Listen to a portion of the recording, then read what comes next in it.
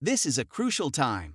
My goal is to purchase as much Nvidia stock as possible before the market fully realizes what's about to happen. Are you anticipating a significant rotation, or do you think their movements will be as dramatic? Well, John, this has already been witnessed in big caps.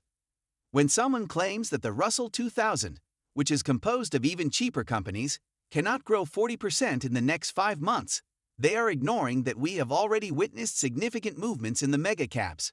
For example, Nvidia has risen 40% in just 8 trading days. The mega caps don't need to go down, in my opinion.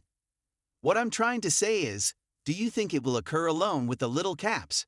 I am aware that Nvidia has done that, as have a few other stocks, but what do these other things do when you consider all of the tiny caps as an index that has increased that much? A 40% move in small caps, in my opinion, does not always indicate that the market as a whole will decline. Simply put, I believe it will emphasize that the market is expanding, which is something we can all anticipate. However, it also essentially performs a risk-reward analysis, meaning that if you can increase earnings by 18% and pay 10 times earnings, that would be a good risk-reward.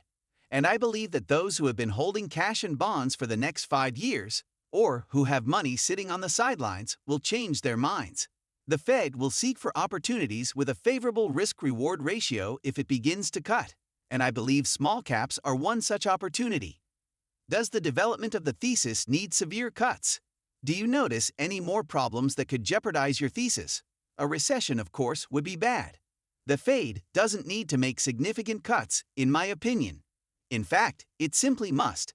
The idea that real interest rates are too restrictive is, in my opinion, the market narrative that would work best for small caps. 5.5% versus inflation is currently heading in the direction of 2%. And rates are being brought back down to a neutral level of 3%. The market doesn't need the cutbacks to be front-end loaded if it thinks that we're heading back toward neutrality. That, in my opinion, would be a major motivator for tiny caps. All right, allow me to ask you some questions regarding mega caps and consumers. How significant will Nvidia's earnings be next week, not just for small caps, but for the entire market narrative? Well, Nvidia is significant because it supports the actual push for productivity through automation and digital tools that is propelling the U.S. economy. Of course, the U.S. companies, all of the large ones, are in the U.S., and that's a very significant disinflationary trend. I think it's really essential since it's a worldwide phenomenon that helps U.S. companies. However, since Nvidia isn't a particularly demanding business and is trading at 26 times forward earnings, I wouldn't advise selling Nvidia in favor of small-cap stocks. Nvidia is still a long-term investment, in my opinion. What about consumers who are under a lot of stress around the holidays, especially those in the working class? At the start of that season, what types of figures do you anticipate seeing? That frequently sets the tone for the performance of retail stocks and other items. Yes, the customer is experiencing stress. High interest rate products such as credit cards, auto loans, adjustable rate mortgages, and pickup trucks are known to be governed by Fed policy. Customers have been penalized by these extremely high rates at a time when inflation is declining. Therefore, lowering rates would be advantageous. Dropping fuel would also be beneficial. As long as the Fed has been tight, CEO confidence has been put on hold, so I believe that's the third. I believe that firms will become more expansionary if the Fed begins to imply a cycle of rate cuts, which will benefit consumers as well. Next week, we have an extremely large quarter coming up, Nvidia. Additionally, Nvidia now has an excessive number of employees. For example, I had our wonderful charity function. I appreciate you inviting me to the table and providing Sag Harbor Cinema. Some of them just exclaimed, "Look, Nvidia has made my life." Well, until you sell any, it hasn't. Your life hasn't been made by Nvidia yet. Additionally, we had a caller last night who simply stated, "Look, after Nvidia, I was going to name my dog Chewy." What? I asked. I'm shorting your dog, you say? What are you doing with Farmer's dog, Chewy? I simply believe that too much is at stake. Look, there's too much on the line. That's not a bad thing to say. Indeed, you brought up the SEMIS. 22% in 10 days is simply unthinkable for the group. There used to be this machine at Grand Central Station. You know, there was a rally in Texas Instruments in 1984, and I was there.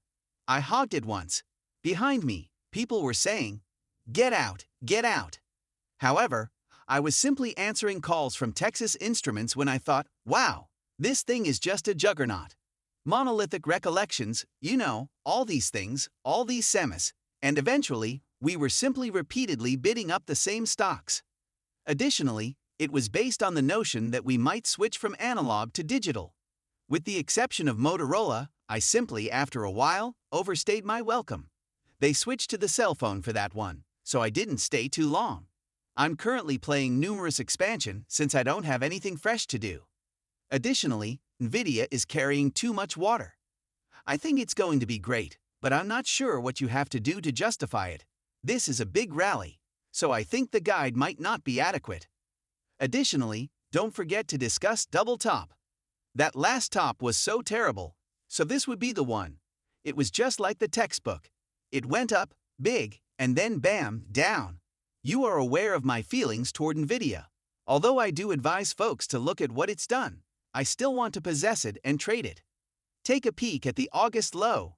Now, boom, what a comeback. The earnings season is almost gone. Although there are many enterprise software startups and cybersecurity firms, it seems like we're in a bit of a lull while we wait for Nvidia to launch next week. Based on what we saw from companies like Microsoft, the Alphabets, and others that you know, didn't quite meet expectations with the AI spending, have folks adjusted their Nvidia numbers? Yes, you have seen it, but even at that time, Microsoft provided robust guidance for the development of Azure in the second half. Even though Nvidia's metrics have been increasing, it all boils down to listening to Jensen, the AI godfather, at Nvidia. It's going to be an unforgettable occasion, in my opinion. When you put all these parts together, it's difficult to spot the recession here unless you have binoculars or a telescope, especially when it comes to big tech. This is, in my opinion, another kind of confirmation for what we see in iSpend. It does, in a sense, set the tone for the rest of the technology industry. What is the most common question your clients ask you when you speak with them? Palantir is arguably the Messi of AI, as it has been viewed from an AI standpoint. In terms of use cases, what we're seeing, and not just in terms of the quarter, I believe a lot of you in the background are now really front and center. We're also seeing the second derivative in software. Is it Palantir, Oracle, Microsoft, or ServiceNow?